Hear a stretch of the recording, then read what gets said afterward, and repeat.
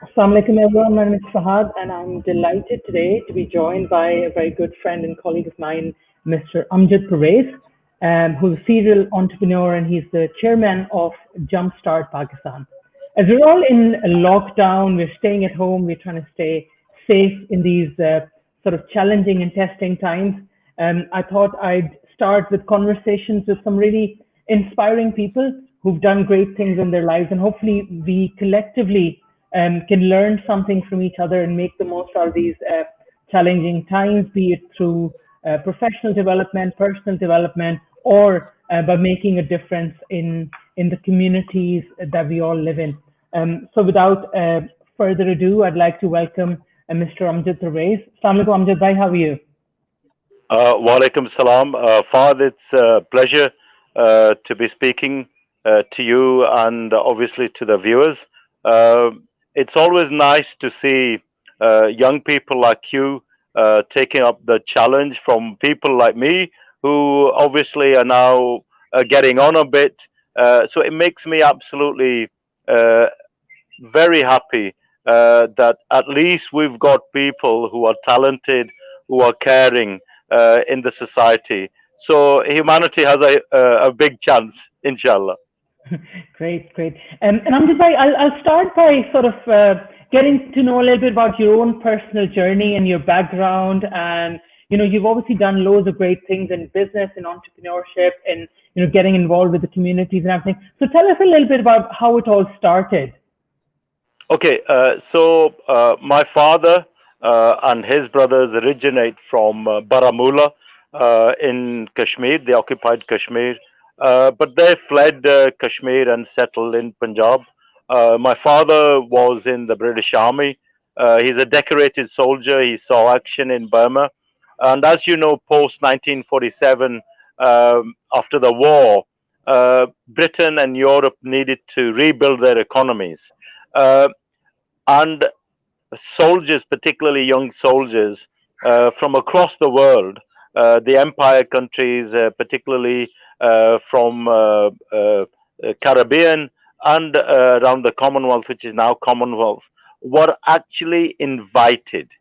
I think when we debate about immigration, we forget that the first wave of immigrants of my father's generation were delightedly welcomed to Europe, particularly UK, because the economies had been decimated, and they did a huge amount of input in terms of rejuvenating the economy after the war. Uh, but as you know, most of the first wave of immigrants which went overseas had one thing that they wanted to achieve. That was financial stability for their family, and they then wanted to come back, which I term the myth of return. Which is basically, they thought they'd make the money, come back, and give a good standard of living to their children. Uh, uh, in 1969, I think a bill was being passed. You might remember, you might be too young to remember Enoch Powell days and the rivers of blood. I remember it. Uh, there was a bill that was going to be passed to forbid more people coming to UK, and there was a wave of young people like me who were brought in to UK. So I came to UK in 1969. Originally, my extended family lives in London, but for some reason, my father took the us children to Bradford because, as you know, Bradford is known to. It's a little Pakistan or Bradistan, as some people call it. So my father moved us there. So we came to Bradford in 1971. I got educated in Bradford. Um Went to university, unfortunately not in Bradford University, but Huddersfield. Although I have a long, long association with Bradford, of which I'm very proud. Bradford University is doing absolutely extremely good things within the community and globally. As you know, you were part of the team. Um, I graduated in 1983. Unlike many people in that era who wanted to be doctors, engineers, and accountants, I took a very kind of a big risk. Did marketing. I specialized in market research and branding. I went into financial services, worked at Yorkshire Building Society for about a year. Absolutely loved it. But as a young man, I wanted to prove to the world. I was in a hurry, so I set my own little business up on Little Orton Lane near the St. Luke's Hospital, and Alhamdulillah, that grew to be probably one of the largest food service companies in the country that currently employs hundreds of people. We have a network across the globe. Uh, so that is something that every person does, um, for to bring up their family, to put food on table. So that that's my duty, and that's the duty of the family. Uh, but I think more importantly, as I was developing business, I realized, along with a lot of other my business colleagues, that young Asian, men and women had a flair for enterprise. We have this dynastical system. We want to have big cars, big weddings, big houses. So there's natural competition and Me Too syndrome. But nobody was actually leveraging that to push or to encourage young people to go into enterprise. At that time, there were the regional development agencies. You might remember there were, like Yorkshire Forward and stuff like that, and Business Link. So we, about 30 of us in Bradford, set up an organization called ATL, Asian Trades Link. And within the next 5 years, it became one of the largest uh, uh, business support organizations in the country. We were working with the University of Bradford, Bradford College, across UK. We were delivering support across the piece. Uh, as you know, Bradford had a massive problem in terms of inner city educational attainments amongst the Asian children. So our aim was, because they had small businesses, how could we actually help the young people, give them a toolkit. And that's where Bradford University and Bradford College worked with us. And we created a toolkit which was to do with HR, basic marketing, product service, customer satisfaction, customer journey.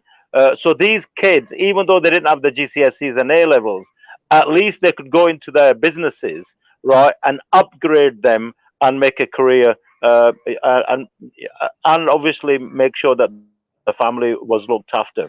And then, Mm-hmm. obviously, in 2012, Fad, what happened? The RDAs got disbanded, and what happened? We had the what we call the local enterprise partnerships. Mm-hmm. I was contacted by powers to be, and they said, "Look, you need to get involved with that."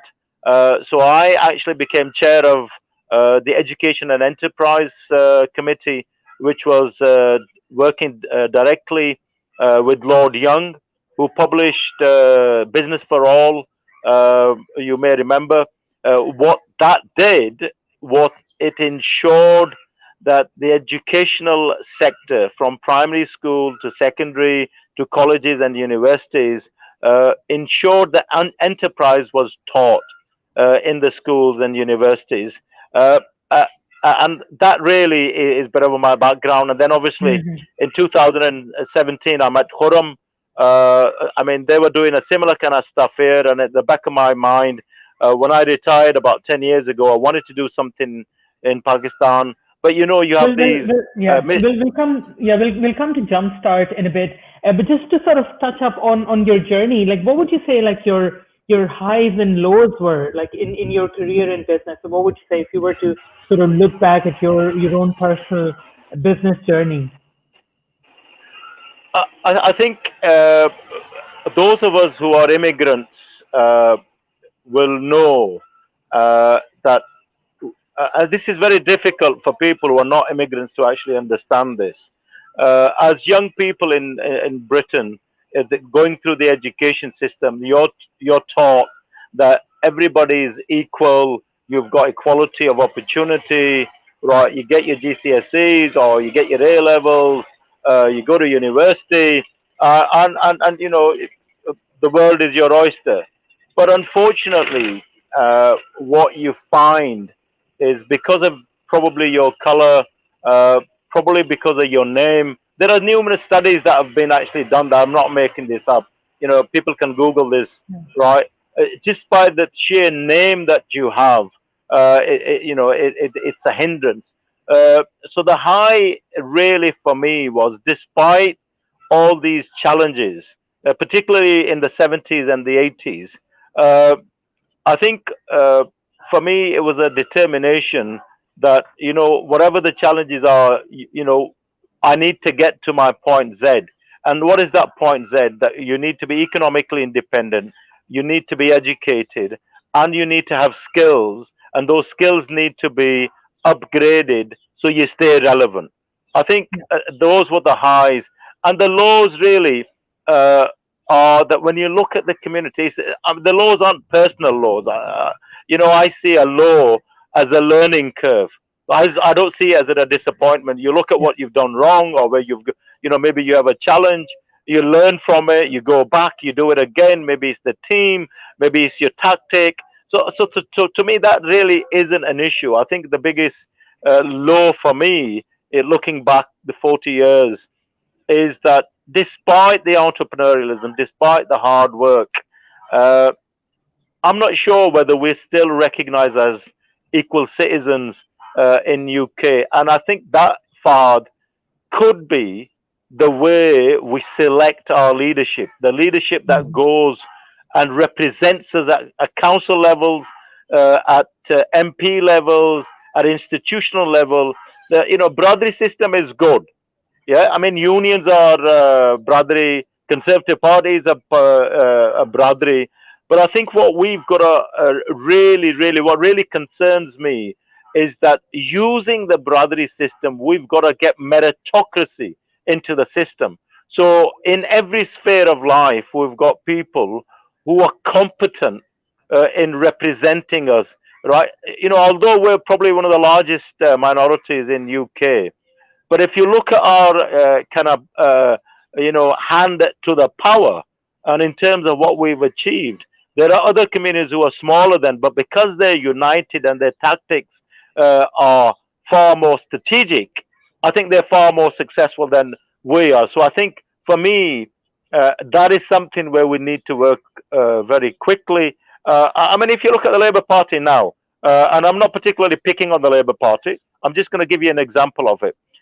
For 50 years, our generation has actually backed the Labour Party. 80% of us vote Labour. This time, there's only Imran who's got the shadow cabinet post. There's nearly 22 Asians, MPs. What does that tell you? So I think we've got to be a little bit smarter how we vote. लकीर के फकीर नहीं होने चाहिए, right? We need to be tactical, and we need to actually say to those people in power that you can't take us for granted. So I Mhm. think these are the lessons that Yeah. we've got to learn. Okay. And one of the things that obviously that you've been involved with over the last 4 years almost is Jumpstart Pakistan, and I was quite lucky to have joined you in many of the trips and obviously the conference itself as well. So tell us about sort of the success that you've had through Jumpstart Pakistan, and what is your view on the startup scene in Pakistan? Because one of the things that is often mentioned is that the education system in Pakistan is quite dated in terms of churning out those doctors and engineers without having real impact in the community and the society when it comes to innovation or solving real problems, etc. So, what is your sort of experience been, and what would you say has been the sort of highlight of Jumpstart Pakistan and the conferences that you've done? Okay, Fad, we earlier on talked about uh, one's own identity, particularly overseas Pakistani, whether you're in Middle East, whether you're in America, Europe, or UK, you're acutely reminded of your identity, right? Of being a Pakistani, of being Muslim.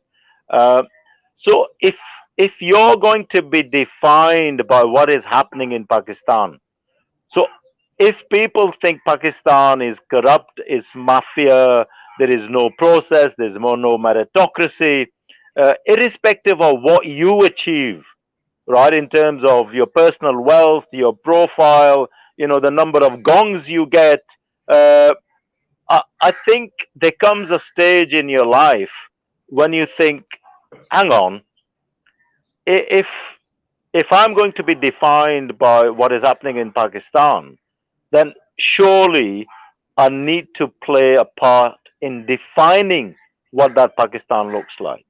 So I've been actually going through these kind of what I say mind-boggling thoughts about how uh, Pakistanis can engage in Pakistan in a very constructive way.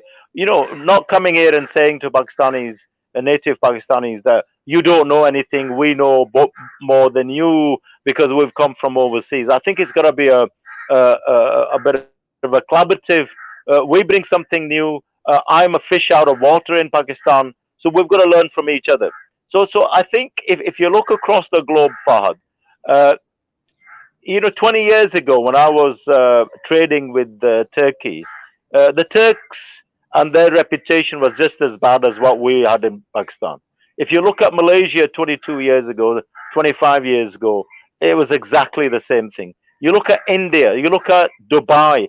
I mean, good God, I used to travel to China, 25 years ago, right, when we were doing trading with China.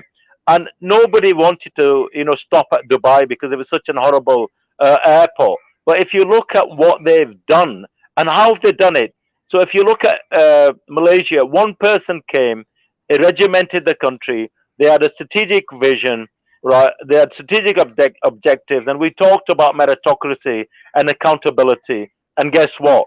20 years later, you've got a beautiful nation. Again, you look at South Korea. You look at what Japan did. You look at what Turkey did, right? And overseas Pakistanis contribute every year, over $20 billion without any questions asked. So I think, I and along with my colleagues, we started asking this fundamental question: do we carry on giving this 20 billion to the Pakistan banking system uh, and have nothing in return in terms of development and our stakeholdership in Pakistan? And and the question was absolutely clear to my mind that overseas Pakistanis now have got to play a more direct role in developing. You talked about earlier of creativity, innovation, and all that kind of stuff. And what happened in 2017? I was actually giving a lecture in Kensington on economic policy, industrial policy, how nations develop, and what we've done in UK. And then Khurram Zaberi, who's the founder and CEO of Jumpstart Pakistan, was also there. And he basically said, look, what Amjad is talking about, we're already doing that in Pakistan. I went up to him after his speech, and I said, look, what is it that you're doing? He said, look, come to Pakistan, have a look at what I'm doing. I can't really explain it to you. It's about startups, it's about entrepreneurialism. And obviously, I'd been doing that all my life. So it was something that, pulled my heartstrings. I came to Pakistan, went to a lot of the universities where they were doing all this gigs and, startup stuff. Uh, I tell you what really got me, Fahd.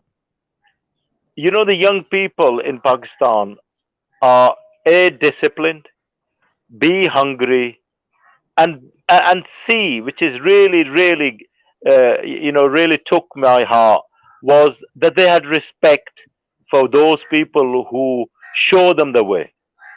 In the West, nobody gives I won't use the word, yeah. They're not really bothered. You try to get them in a certain way. They've got their own ways of doing things.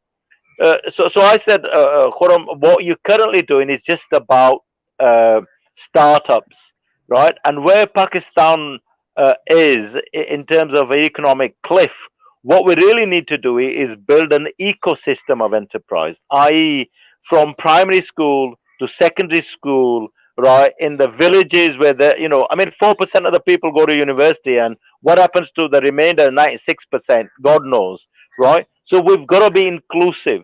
So, Alhamdulillah, in 2018, they accepted my proposal that we needed to create an ecosystem and have a global organization that connects with all the overseas Pakistani businesses across the globe.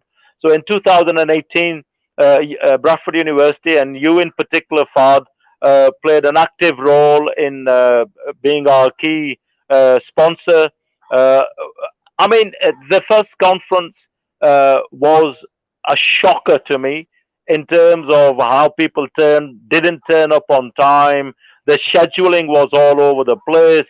But that, for me, was a learning curve.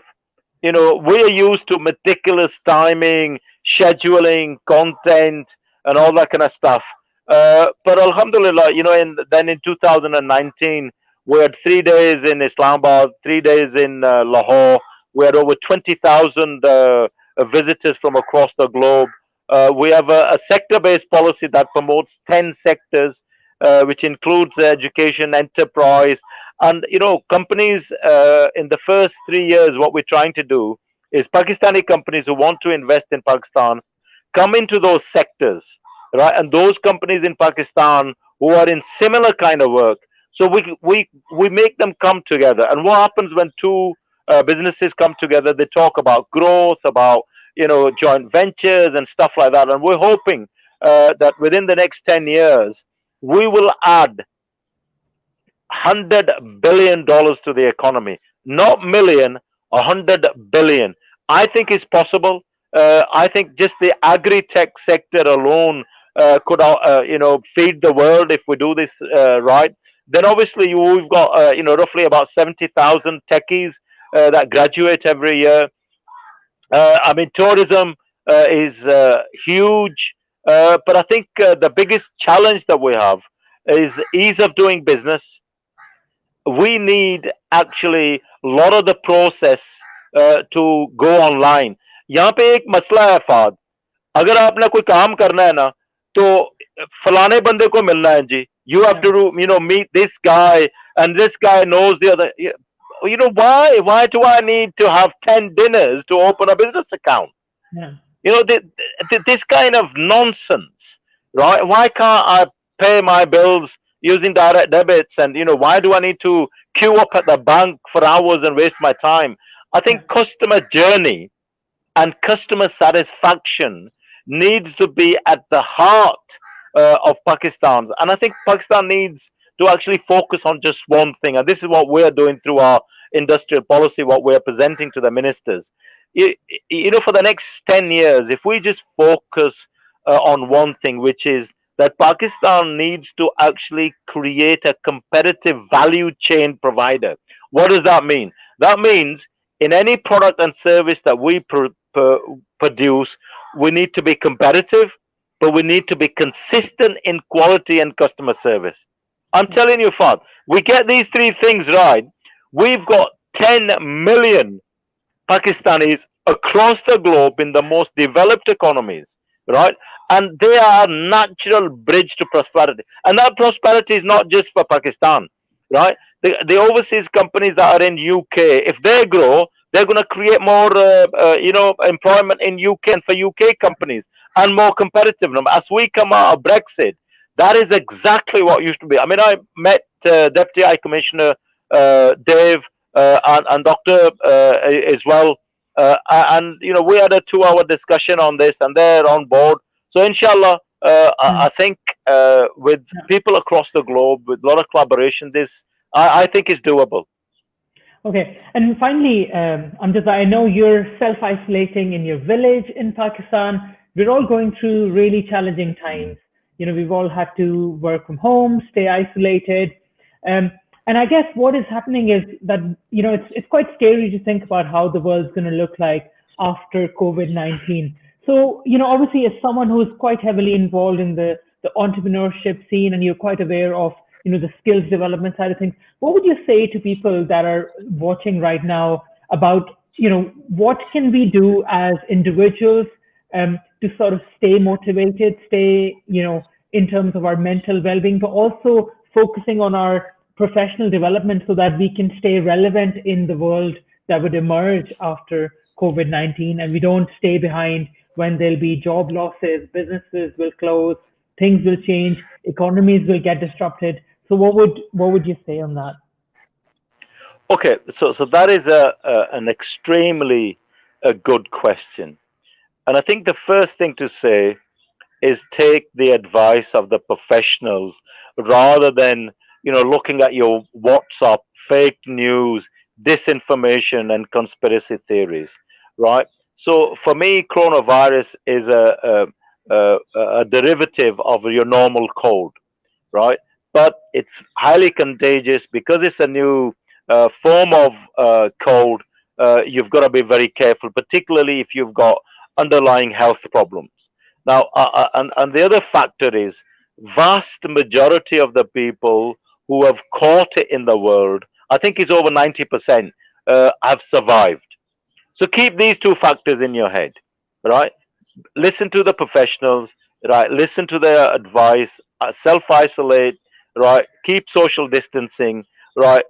People who've got this blase attitude that it won't happen to me. Mark Garrett, our mutual friend, he's had it.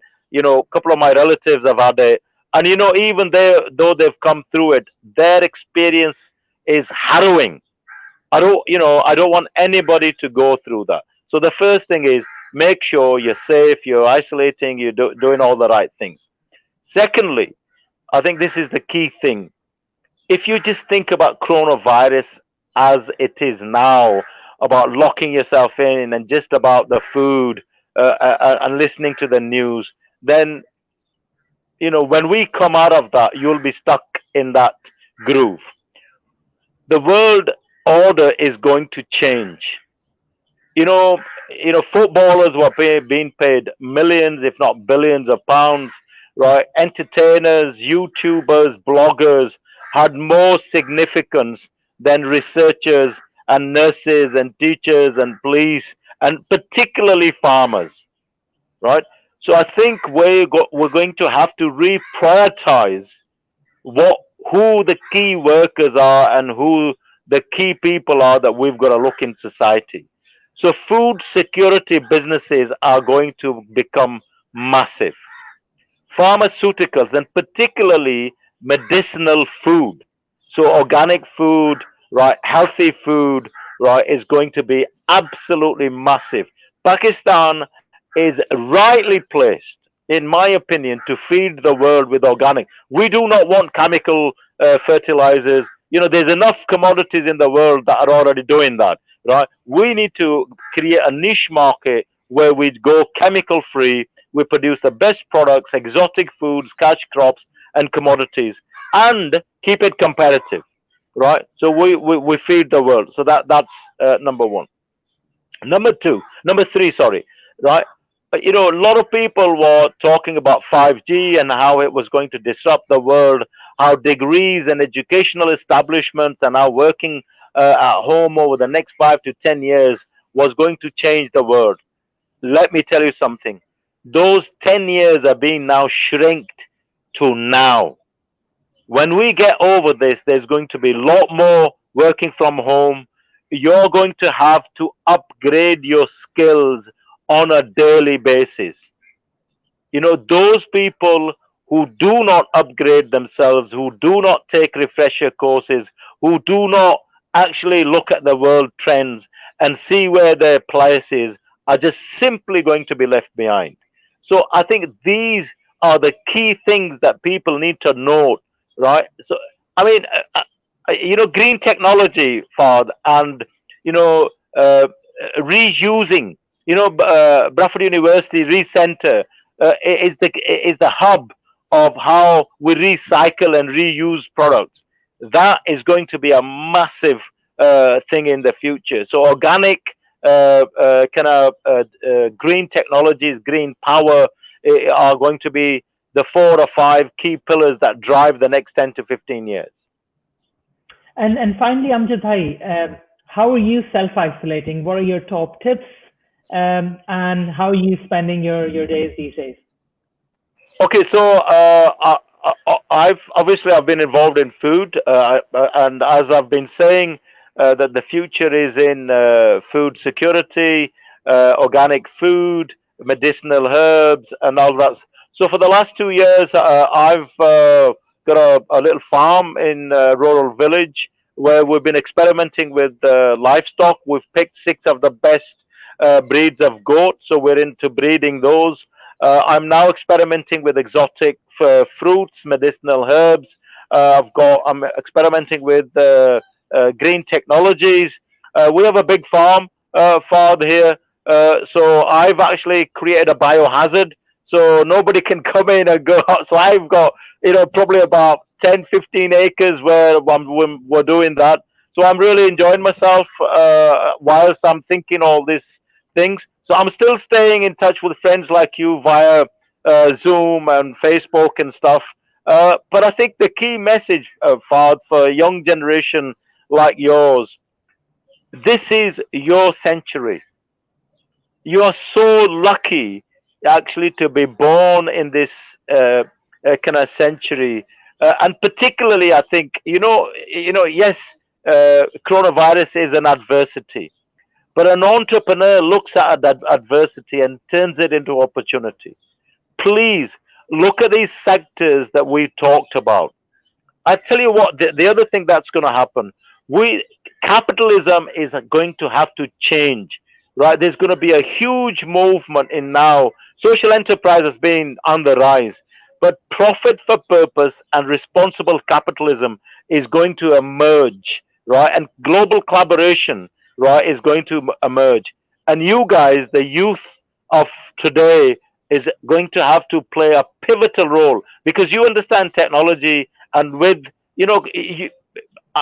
your generation doesn't really discriminate like my generation did, or they're Chinese, they're Indians, or they're Iranians. You guys get on Google, you get on Zoom, right, and you don't care who they are, as long as their values are good, right, and their ethics are right. I think these are going to be the drivers for the young people. And I'm as an entrepreneur, I'm extremely optimistic about the young people, right? I think we've got a beautiful future with people like you and others who are taking a very responsible, very mature outlook to life. So thank you, and carry on the good work, Father. And you know what? Grow the network across the globe like you are doing. I would say to all the young Pakistanis, just don't think about your village. Think about the earth as the global village. Everybody says that, but do something practical. Don't just stay on these conferences and WhatsApp groups. Bloody go out in the fields or go out there, make mistakes, right? Because if you don't make mistakes, you're not going to learn, right? You're not going to sit at home and get a perfect model. Life doesn't work like that. Go out there, get punched in the face. It's only when you get punched in the face you'll get up and do, but you'll be a better person. Great, great. Thank you so much, Amjad. Always a pleasure talking to you, and always there's so much to learn. And I wish you and your family a very healthy and safe self-isolation. Inshallah, I'll talk to you very soon. Thank you again for sharing your insights and advice with us. Okay, ji, Allah Hafiz, and thank you. Thank Allah Hafiz. you.